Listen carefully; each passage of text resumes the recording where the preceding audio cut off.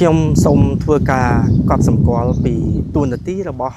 អ្នកសារព័ត៌មាននៅកម្ពុជានាពេលបច្ចុប្បន្ននេះខ្ញុំឃើញថាប្រជាពលរដ្ឋទូទៅនៅពេលដែលលោកសប្បាយនឹងព័ត៌មានច្រើនតាមបណ្ដាញសង្គមមានសពបែបយ៉ាងអស់ហើយតែបច្ចុប្បន្ននេះក៏លោក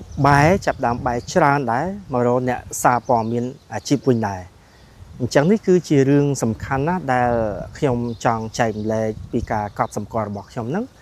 ដល់បងប្អូនសារព័ត៌មានយើងជាពិសេសបងប្អូនក្មួយជំនាន់ក្រោយដែលបំពេញការងារបានល្អលឿនរហ័សហើយពោពេញដោយទេពកោសល្យនិងសមត្ថភាព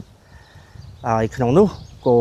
អ្នកសារព័ត៌មានចំនួនខ្ញុំហ្នឹងក៏នៅតែបន្តការងារហើយអ្នកខ្លះក៏បានអភិវឌ្ឍខ្លួនលឿនទៅតាមសម័យ digital ដែរហើយ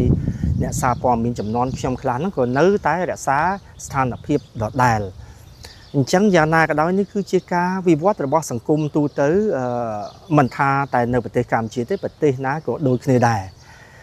តែអ្វីដែលខ្ញុំចាប់អារម្មណ៍នៅពេលនេះគឺខ្ញុំចង់គ្រាន់ថាយើងធ្វើយ៉ាងណានៅពេលដែលសមត្ថភាពមានហើយទាំងការផ្សព្វផ្សាយទាំងការអត្ថាធិប្បាយទាំងការធ្វើ content ធ្វើមាតិការឿងទាំងអស់ហ្នឹងនៅតែចំណុចមួយទេគឺជាការបន្តនិយាយពីបណ្ដាពលរដ្ឋទូទៅតាក់ទងទៅនឹងក្រមសីលធម៌នៅក្នុងការប្រើប្រាស់ពាក្យពេចន៍ឬក៏សីលធម៌នៅក្នុងការនិយាយគ្រាន់ថាពេលខ្លះទៅដើរហួសនៅក្នុងវិជ្ជាជីវៈដូចជាពាក្យពេចន៍ដែលធ្ងន់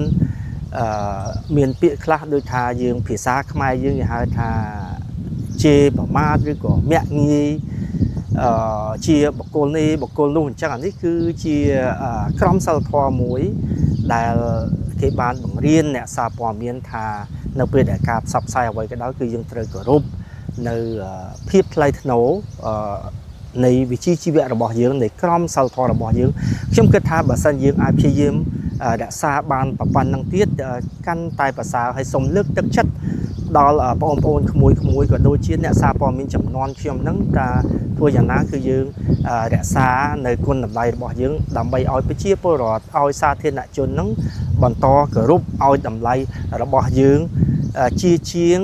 ដែលអ្វីដែលលោកមើលឃើញថានៅការខ្វះខាតខ្វះចន្លោះនេះហើយយើងអាចកែប្រែបានទេអញ្ចឹងទេខ្ញុំក៏សូមអំពាវនាវថាធ្វើយ៉ាងណាយើងបន្ថែមចំណុចខ្វះខាតត្រង់ចំណុចនេះដើម្បីធ្វើឲ្យប្រជាពលរដ្ឋយើងអ្នកដែលអានអ្នកដែលតាមដានព័ត៌មានរបស់យើងនឹងគឺលោកកាន់តែពេញចិត្តបន្ថែមទៀត